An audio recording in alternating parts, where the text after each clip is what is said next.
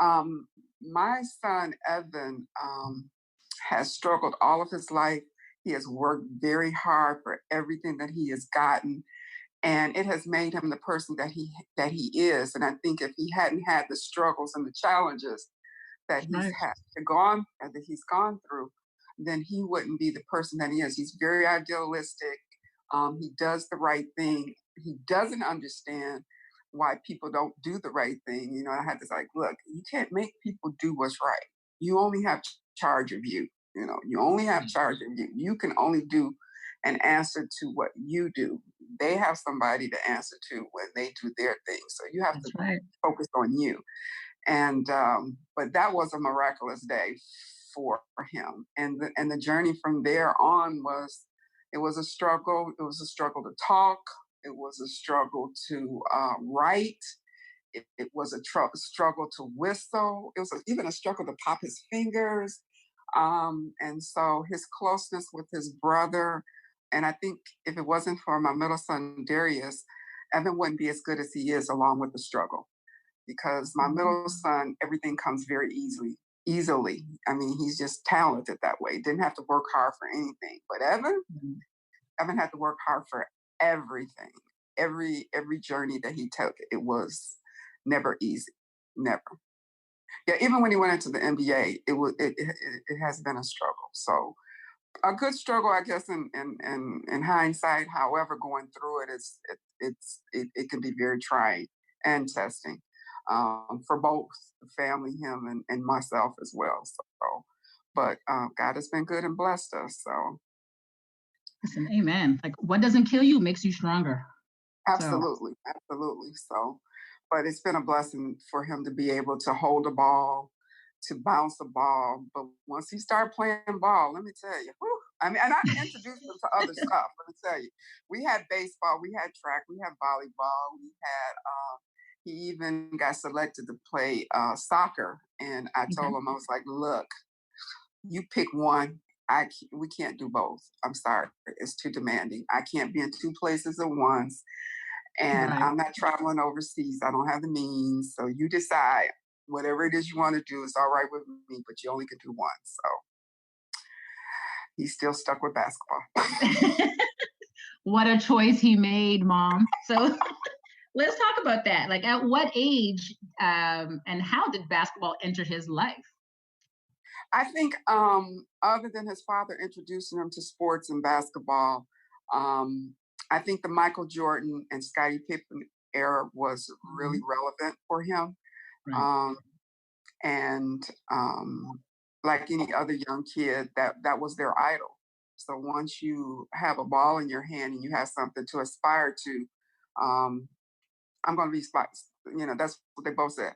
I'm going to be Michael Jordan. I'm going to be Scottie Pippen. I'm Of going to be a course. millionaire. And so when I realized that that was their aspiration, I was like, that's great. I mean, I'm really happy that you are seeking that out. I said, but you know what? What are you going to do if you can't be a pro basketball player? Otherwise, you have to have a backup plan.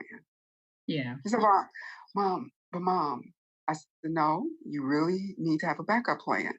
I said, "So you guys need to think about that." And so he said that he was going to be an attorney. Uh, and, he told me he was going to be a millionaire. So, Oh, okay. okay, well, how you going to do that? So you had to think a little bit more. I'm going to be an attorney. I said, okay. So now you have a backup plan. However, I think in his mind, he never let basketball go. Never, ever. That has always been his dream, and he has worked hard to get there. Although, we don't get where we are without help. Right. But that self-determination, that drive, that hard work, that he put in, just actually just paid off. I mean, he got recognitions that I just, before he even, like it wasn't AAU, it was Park District Park Mhm. basketball. And people are coming up to me, and I don't even know him. This coach came up to me and said, that's your son right there. I said, yes. And he said, well, I'm interested in putting him on my team. And he showed me who I said, so that's your son who just clotheslined my baby, and you want me to put him on your team? He said, well, yeah, actually, I said, after the game, maybe we could talk. I said, I'll think about it. You know? Yeah. But yeah, so people saw things in him that as a mom, you just want to keep your children involved in things that they're interested in, keep them off the streets, keep them with positive things to help them grow as young people and explore. Um, so people brought it to me more so than me really acknowledging that he could really be something special in basketball. Right. um, he was a special young man, period, but realistically, what are your chances? 1,000,001. That's a Hmm. lottery ticket right there, and my chances have never been good with the lottery. Well, most So of I us kind is, of kept them grounded and humble and realistic, and real time, to make sure that I don't want them to be devastated if that dream doesn't come to fruition. So, but yeah, it has been instilled in him all his life. And his older brother played basketball. So actually, I do have two Hall of Famers in my family at this time. My older son is a Hall of Famer for Robert Morris University, and Evan is now a Hall of Famer for the Ohio State University. So I guess it just runs in wow. our blood. And actually, my before the boys were old enough, Michael Jordan played with Scott Williams, who happens to be part of our family, my mother's second or third cousin. So I guess it does run in the family. Wow. See, that Iris, I did not know. I don't think we've ever spoken about that. Many conversations we've had. You're like blowing me away right about now. You have Yes. two Hall of So Famers. Okay. Okay. yes. So it I guess it's just in the blood. And Yeah. with his learning disabilities, they told me that his gross motor skills are perfected. His fine-tuned motor skills, which is when he had problems writing and stuff like that, Yes. that speech impediment and stuff impacted that. So that obviously played a role in it as well. So How did that affect him academically in school as a child?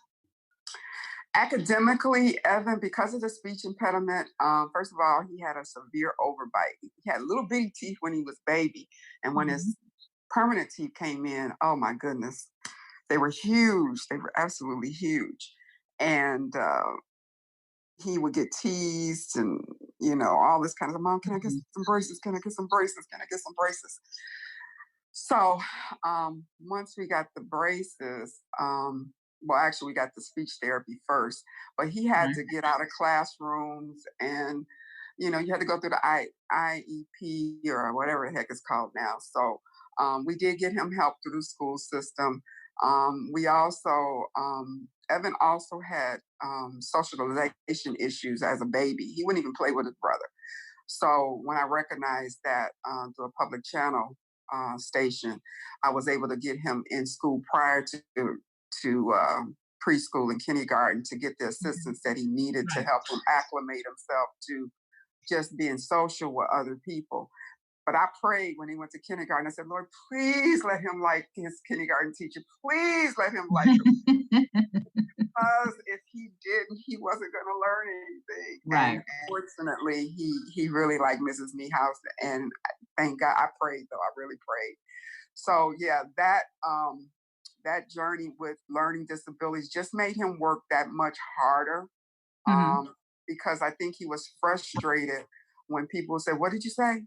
We have to call Yeah. Darius. Darius, can you come here? Because we don't know what he wants. And he'll say, as he could say, never mind. You couldn't even get that out. Never mind. Because he didn't have the patience. He's like, I'm not going to keep Right. saying that. So, Right. and I think it just made him work that much harder. And because he had to fight to talk, because he had to fight to speak, then he had to fight to talk over his brother when he could talk.